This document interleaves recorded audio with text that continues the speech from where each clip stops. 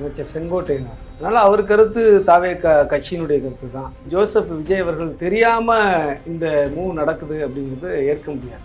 தமிழ்நாட்டை ஆளுகிற சக்தி மட்டுமல்ல, எதிர்கால இந்தியாவை ஆளக்கூடிய சக்தியாக விளங்கக்கூடியவர் தான் தளபதி அவர்கள். யாரெல்லாம் ஊழல் குற்றச்சாட்டுக்கு ஆளாகி வழக்குகளை இன்னைக்கு சந்திச்சுக்கிட்டு இருக்காங்க, அவர்களையே நீங்கள் உங்கள் கட்சிக்குள்ளே சேர்க்குறீங்கன்னு சொன்னாக்கா இன்னைக்கு விரோதமாக இருக்கா இல்லையா? மக்கள் பணத்தை தொட்டவர்களை தொடமாட்டோம், தொட்டவர்களை விடமாட்டோம். இப்போ நீங்கள் சேர்த்துக்கிட்டு இருக்கவங்கெல்லாம் மக்கள் பணத்தை தொடாதவங்களா? எங்களால் இந்த ஆட்சிக்கு எந்த விதமான நெருக்கடியும் ஏற்படாது. இந்த ஆட்சி 5 ஆண்டுகள் நீடிப்பதற்கு நாங்கள் ஒத்துழைப்பாக இருப்போம். எந்த சூழலையும் இந்த ஆட்சியை கவிழ்வதற்கு நாங்கள் இடம் கொடுக்க மாட்டோம்.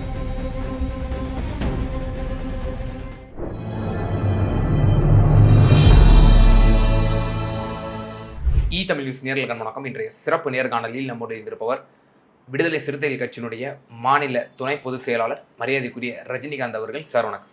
வணக்கம் சார். நேற்றைய தினம் அமைச்சர் செங்கோட்டையன் அவர்கள் ஒரு பொது மேடையில் பேசிய ஒரு விவகாரம் சர்ச்சையாக வெடித்திருக்கிறது. அதிமுக மதிமுகவை போல் ஆகிவிடும், தலைவர்கள் மட்டும் இருப்பார்கள், தொண்டர்கள் வெளியேறி விடுவார்கள் அப்படிங்கிற ஒரு கருத்தும், கூடுதலாக ஏற்கனவே 6 பேர் வந்துட்டாங்க, அடுத்து 10 பேர் வர இருக்கிறாங்க, அது 25 ஆக அது உயரக்கூடும் அப்படிங்கிற மாதிரியான ஒரு கருத்து. முதல்ல ரியாக்ஷன் நீங்கள் அதை பண்ணியிருந்தீங்க. தற்போது அது அடுத்தடுத்த தலைவர்கள் அதை ஒரு கடுமையான ஒரு விமர்சனத்துக்கு உள்ளாக்கியிருக்காங்க. இந்த தாவேகா அரசனுடைய ஸ்டாண்டாக பார்க்குறதா, இந்த ஸ்டேட்மெண்ட்டை எப்படி பார்க்குறது? நிச்சயமாக தாவேகா கட்சியினுடைய மூத்த தலைவர்கள் ஒருவர் அமைச்சர் செங்கோட்டையன் அவர்கள். அதனால் அவர் கருத்து தாவேகா கட்சியினுடைய கருத்து தான். இது முதலமைச்சராக இருக்கிற தாவேகாவுடைய தலைவர் திரு ஜோசப் விஜய் அவர்கள் தெரியாமல் இந்த மூவ் நடக்குது அப்படிங்கிறது ஏற்க முடியாது. இது முற்றிலும் ஜனநாயகத்துக்கு விரோதமானது. நிச்சயமாக இன்னைக்கு அதிமுக ஊழல் கட்சி அப்படின்னு வெளிப்படையாக தேர்தலுக்கு முன்பு விமர்சித்தவர் முதலமைச்சர் தாவேகாவுடைய தலைவர் திரு விஜய் அவர்கள். அப்படி விமர்சித்தவர் அந்த கட்சியினுடைய முக்கிய நிர்வாகிகளை, யாரெல்லாம் ஊழல் குற்றச்சாட்டுக்கு ஆளாகி வழக்குகளை இன்னைக்கு சந்திச்சுக்கிட்டு இருக்காங்க, நீதிமன்ற படிக்கட்டுகளை ஏறிக்கிட்டு இருக்காங்களோ, மக்களால் ஊழல் பெறுவர்கள் என்று முத்திரை குத்தப்பட்டு இருக்கிறார்களோ, அவர்களையே நீங்கள் உங்கள் கட்சிக்குள்ளே சேர்க்குறீங்கன்னு சொன்னாக்கா, அப்போ உங்களுடைய நீங்கள் பேசின பேச்சுக்கும் நீங்கள் எடுத்த நிலைப்பாட்டுக்கும் இன்றைக்கி விரோதமாக இருக்கா இல்லையா? உங்களுடைய கருத்து என்ன? நாங்கள் தூய்மையான சக்திகள், நாங்கள் லஞ்சலாவண்யமற்ற நிர்வாகத்தை நாங்கள் கொடுத்துக்கிட்டு இருக்கிறோம் அப்படின்னு நீங்கள் சொல்கிறீங்க. அப்போ லஞ்சலாவண்யமற்ற ஊழலற்ற நபர்களை நீங்கள் சேர்க்கக்கூடாதுல்ல. இப்போ மக்கள் பணத்தை தொட்டவர்களை தொடமாட்டோம், தொட்டவர்களை விடமாட்டோம். இப்போ நீங்கள் சட்டசபையிலே சொல்கிறாரு. அப்போ இப்போ நீங்கள் சேர்த்துக்கிட்டு இருக்கவங்கெல்லாம் மக்கள் பணத்தை தொடாதவங்களா? MR Vijayabaskar, C Vijayabaskar, MR Vijayabaskar, C Vijayabaskar, இன்னும் பல பேர், நீங்கள் ஒரு 6 எம்எல்ஏவும் அதே போல் சேர்த்துருக்காங்க. அப்போ தொட்டிருக்காங்க அப்படிங்கிறது உங்களுக்கு தெரியும் தானே? அப்போ தொட்டவங்கள நீங்கள் காப்பாற்றுறதுக்காக சேர்க்குறீங்களா அப்படிங்கிற ஒரு கேள்வி எழுதுல்ல. அப்போ இது ஆரம்பத்திலேயே இதை எதிர்த்து பேசியவர் எங்கள் தலைவர் எழுச்சி தமிழர்கள். நீங்கள் 6 எம்எல்ஏ ரிசைன் பண்ணிவிட்டு தாவேகாவில் சேரும் பொழுதே இது சரியான நடைமுறை அல்ல, இதை ஏற்கத்தக்கதல்ல, இதை கைவிடணும், இது உங்களுக்கு அவப்பேரை ஏற்படுத்தும் அப்படின்னு சொன்னவர் எங்கள் தலைவர். இன்றைக்கி குதிரை பேரம் நடக்குது அப்படிங்கிற குற்றச்சாட்டு இருக்குது. இப்போ எந்த அடிப்படையில் அந்த 6 பேர் உங்ககிட்ட சேர்ந்தாங்க, எந்த அடிப்படையில் 10 பேர் சேர போகிறாங்க, எந்த அடிப்படையில் 25 பேர் சேர போகிறாங்க? அவர்கள் எல்லாரும் தூய கொள்கைவாதிகளா அல்லது மக்கள் நலனே தங்களுடைய வாழ்வு என்று அர்ப்பணித்து கொண்டவர்களா? எங்கே பதவி, பணம், அதிகாரம் எங்கே கிடைக்குது அதை நோக்கி போகிறவங்க தானே அவங்க. வேடந்தாங்கல் பறவை போல் எங்கே தண்ணீர் இருக்குது அங்கே பறவை வர்றது போல் எங்கே அதிகாரமும் பணமும் பதவியும் இருக்குதோ அதை நோக்கி வர்றவங்க தானே இவங்க. அப்போ இவர்களை நீங்கள் சேர்த்துக்கிறீங்கன்னு சொன்னாக்கா உங்கள் மீது மக்கள் நம்பிக்கை வச்சுருந்தாங்க, அந்த நம்பிக்கையை நீங்கள் உடைக்கிறீங்கல்ல. இளம் தலைமுறை உங்கள் மீது நம்பிக்கை வைத்திருக்கிறது. இளம் தலைமுறையால் தான் நீங்கள் ஆட்சிக்கு வந்திருக்கீங்கன்னு நீங்களே டிக்ளேர் பண்ணுறீங்க. அப்போ இளம் தலைமுறை எது விரும்புது? ஊழலற்ற நிர்வாகத்தை விரும்புகிறது. பழைய ஊழல் பெருச்சாளிகளிலிருந்து இந்த நாட்டை விடுவிக்கணும்னு தான் உங்களுக்கு ஓட்டு போட்டாங்க. அதே பெருச்சாளிகளை கொண்டாந்து நீங்கள் சேர்த்துக்கிட்டீங்கன்னா அப்போ அதுதான் நான் சொன்னேன். புதிய முந்தையில பழைய கல்லு இன்னைக்கு மாறிக்கிட்டு இருக்கு தாவேக்கா. இப்போ வெறுமனே மொந்த தான் புதுசு, கட்சி தான் புதுசு. ஆனால் எல்லாம் வந்து ஏற்கனவே இந்த நாட்டை லஞ்ச லாவலியிலிருந்து திளைக்க வைத்த ஊழலுக்கு பெயர் பெற்ற நபர்கள் இங்கே உங்கள் கட்சிக்குள்ளே சேர்றாங்கன்னா இது நிச்சயமாக எப்படி ஏற்க முடியும்? அதுவும் மட்டும் இல்லைங்க. இப்போ நான் என்ன கேட்குறேன், 108 சீட்டு நீங்கள் ஜெயிச்சிங்க, இது மக்களுடைய தீர்ப்பு. இந்த தீர்ப்பை நாங்கள் மதிச்சு தான் விசிக்கு அவங்களுக்கு சப்போர்ட் பண்ணுறோம். ஏன்னா மக்கள் பெரும்பான்மையாக விஜய் அவர்கள் முதலமைச்சராக வர வேண்டும் என்பதற்காக வாக்களிச்சிருக்கிறாங்க.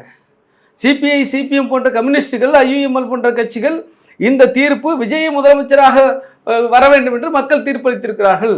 ஆகவே அந்த தீர்ப்புக்கு வந்து நாம் வந்து மரியாதை கொடுக்கணும். பாஜக, ஆர்எஸ்எஸ் போன்றவர்களுக்கு இடம் கொடுத்துடக்கூடாது. அப்படி நாம் சப்போர்ட் பண்ணாட்டி, விஜய் ஆட்சிமைக்கு சப்போர்ட் பண்ணாட்டி, கவர்னர் ஆட்சிங்கிற அடிப்படையில் குடியரசுத் தலைவர் ஆட்சியை டிக்ளேர் பண்ணுவாங்க, அது பாஜக ஆட்சியாக இங்கே இருக்கும், அவர்களுக்கு வாய்ப்பு கொடுக்கக்கூடாதுன்னு என்று தானே உங்களுக்கு நாங்கள் சப்போர்ட் பண்ணுறோம். அது ஜனநாயகத்தை காப்பாற்றுற ஒரு நடவடிக்கை தானே அது. அந்த நடவடிக்கையில் தான் நாங்கள் ஈடுபட்டோம். நீங்கள் ஜனநாயகத்தை குடி தோண்டி புதைக்கிற நடவடிக்கை ஈடுபடலாமா? இப்போ நீங்கள் 10 எம்எல்ஏ நீங்கள் உங்கள் கட்சியில் சேர்க்குறீங்கன்னா, அதிமுக சட்டமன்ற உறுப்பினரை தேர்ந்தெடுத்ததை மக்களுடைய அந்த எதிர்பார்ப்பை நீங்கள் காலி பண்ணுறீங்கல்ல.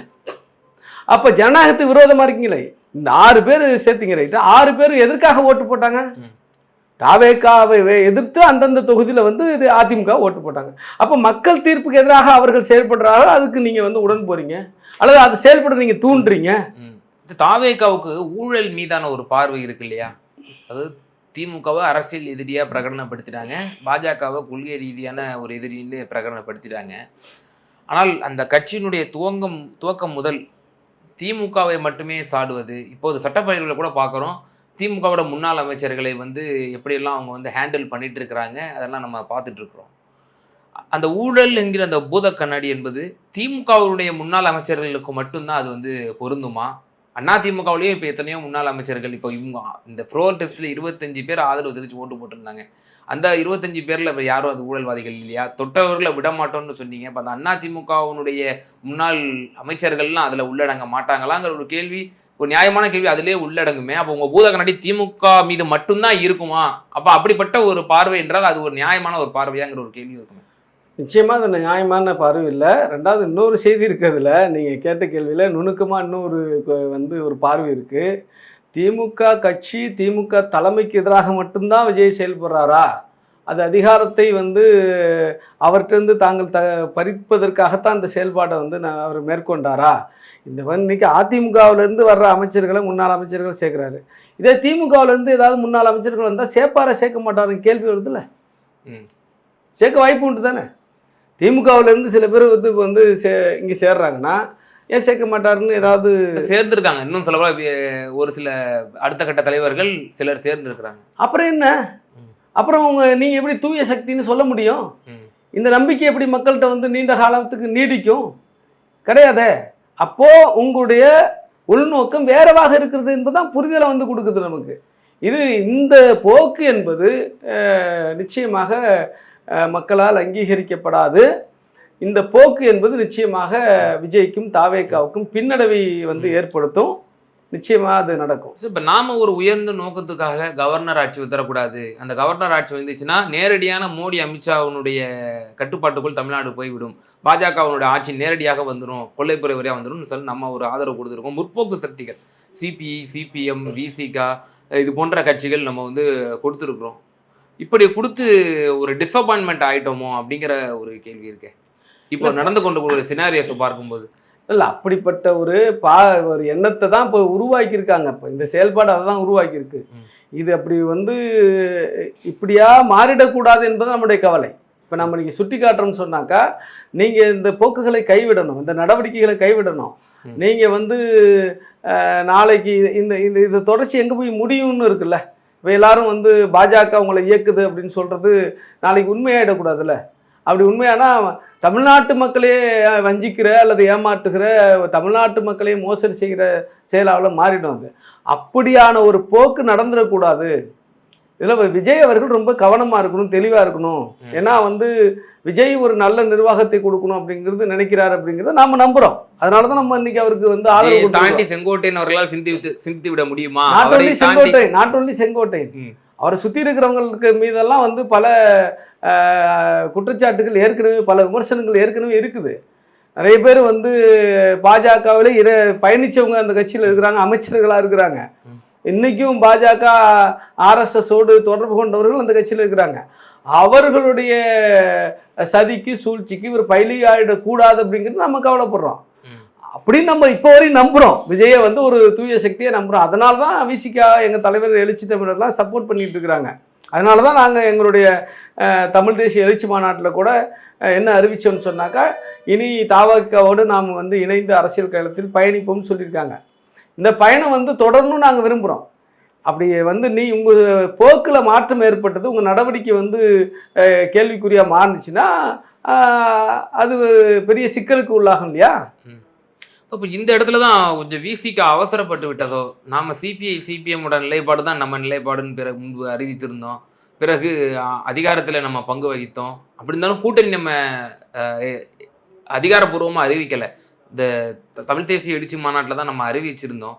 இப்போ அறிவித்த பிறகும் இப்போ நீங்கள்லாம் அங்கமாகிட்டீங்க, இந்த அரசனுடைய ஒரு அங்கமாக.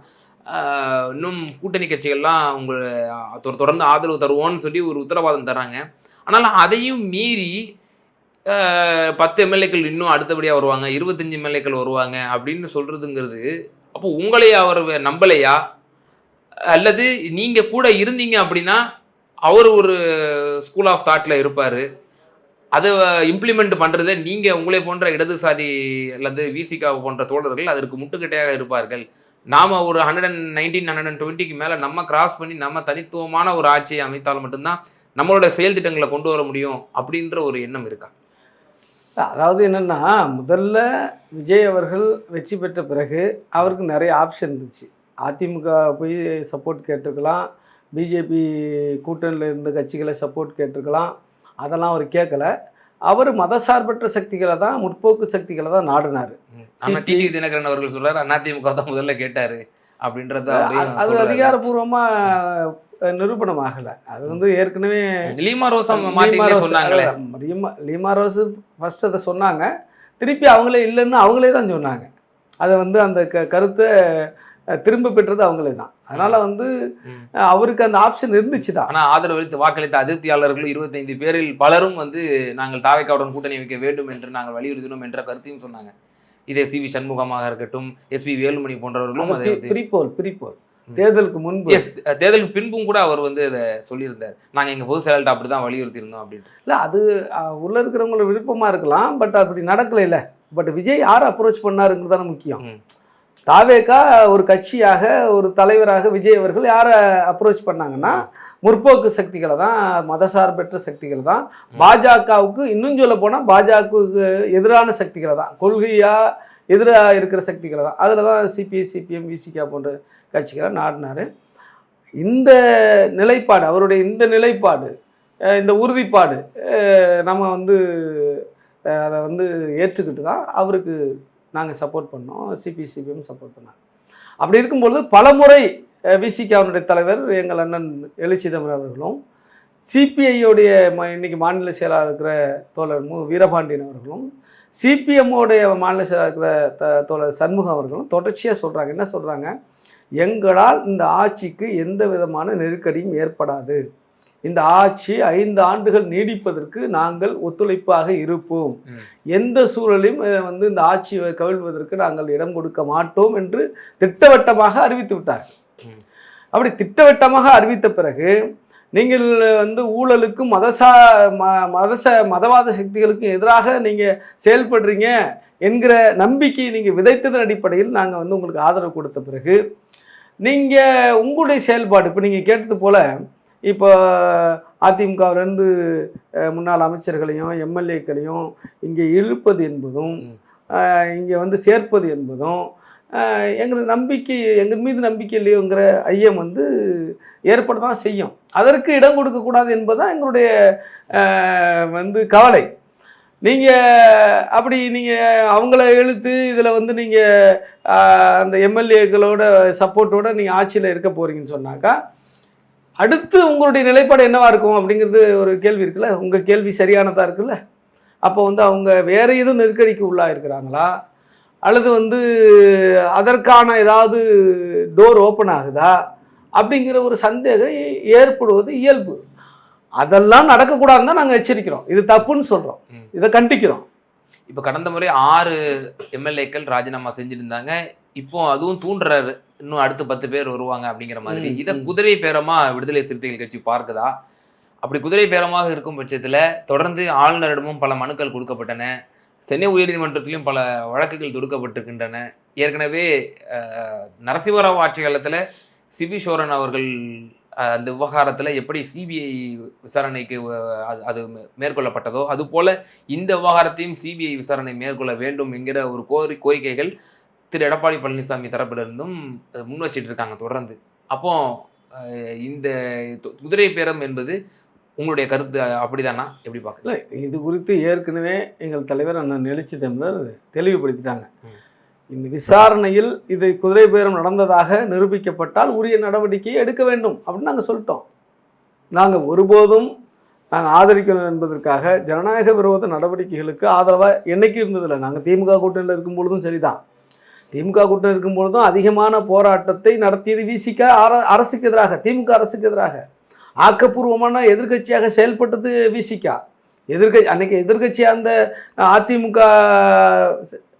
எதிர்த்ததை விடவும் போராட்டங்கள் நடத்தியதை விடவும் பாஜக எதிர்த்ததை விடவும் போராட்டங்கள் நடத்தியதை விடவும் அதிகமான போராட்டங்களே அரசை எதிர்த்து நடத்தியது விசிக. அதே நிலைப்பாடு தான் இன்றைக்கும் எங்களுக்கு. நாங்கள் என்ன விஷயத்துக்காக திமுக கூட நின்னோம், ஒரே ஒரு புள்ளி தான். என்ன புள்ளி? சனாதன எதிர்ப்பு. பாஜக ஆர்எஸ்எஸ் போன்ற சனாதன கும்பல் மதவாத சக்திகள் தமிழ்நாட்டில் கால் ஊன்றக்கூடாது என்பது தான். அதே நிலைப்பாட்டில் தான் இன்றைக்கி தாவேகாவை சப்போர்ட் பண்ணிக்கிட்டு இருக்கோம். அப்போ இந்த தாவேகா கட்சியும் அரசும் குதிரை பேரத்தில் வந்து ஈடுபடக்கூடாது, அது வந்து ஜனநாயக விரோத நடவடிக்கை, மக்கள் விரோத நடவடிக்கை, அரசமைப்பு சட்ட விரோத நடவடிக்கை என்பதுதான் எங்களுடைய நிலைப்பாடு. ஒருவேளை அவர்கள் அப்படி ஈடுபட்டால் அது நிச்சயமாக நாங்கள் ஏற்க போகிறதில்ல, அதை வந்து நாங்கள் எதிர்க்கிறாள் தான். எங்கள் தலைவர் ஏற்கனவே அதை வந்து எதிர்த்து ஸ்டேட்மெண்ட் கொடுத்துருக்குறாங்க. இன்றைக்கி என்னென்னா அப்படி ஒரு சூழல் வந்து நடந்தால், நிரூபணம் செய்யப்பட்டால் அதில் நடவடிக்கை எடுக்கணும் அப்படிங்கிறது எங்களுடைய தலைவர் ஏற்கனவே சொல்லியிருக்காரு. அதில் நாங்கள் முட்டு கொடுத்து அதில் சப்பக்கட்டு கட்டுறதுக்கெல்லாம் ஒன்றும் கிடையாது. பாஜக எதிர்ப்பில் திமுக கூட்டணியில் நாங்கள் ஒன்றிணைந்தோம் அப்படின்ற விஷயம் சொன்னீங்க. இப்போ பாஜக எப்படி பல மாநிலங்களில் செய்து கொண்டிருக்கிறதோ அது போலவே தமிழ்நாட்டிலும் தாவேகா செய்து கொண்டிருக்கிறதுங்கிறது ஒரு விமர்சனம். ஸோ அப்போ அந்த தாவேகாவோடு நாம் வந்து கூட்டணியில் பங்கேற்றிருந்துருக்கிறோம், அமைச்சரவையில் இருக்கிறோம். பாஜக செய்வது போலயே எப்படி எதிர்கட்சிகளினுடைய எம்எல்ஏக்களை உடைத்து தங்கள் வசப்படுத்தக்கூடிய ஒரு காட்சிகள் நம்ம பல மாநிலங்களை பார்த்துருக்கோம். அது போலவே இங்கேயும் நடக்குது இல்லையா? இல்லை, அதாவது என்னென்னா இவங்க அதை தான் நாங்கள் கேட்குறோம். இது உடைக்கிறாங்களா, அவங்களா வந்து விரும்பி வர்றாங்களா அப்படிங்கிறது ஒரு செய்தி இருக்குது.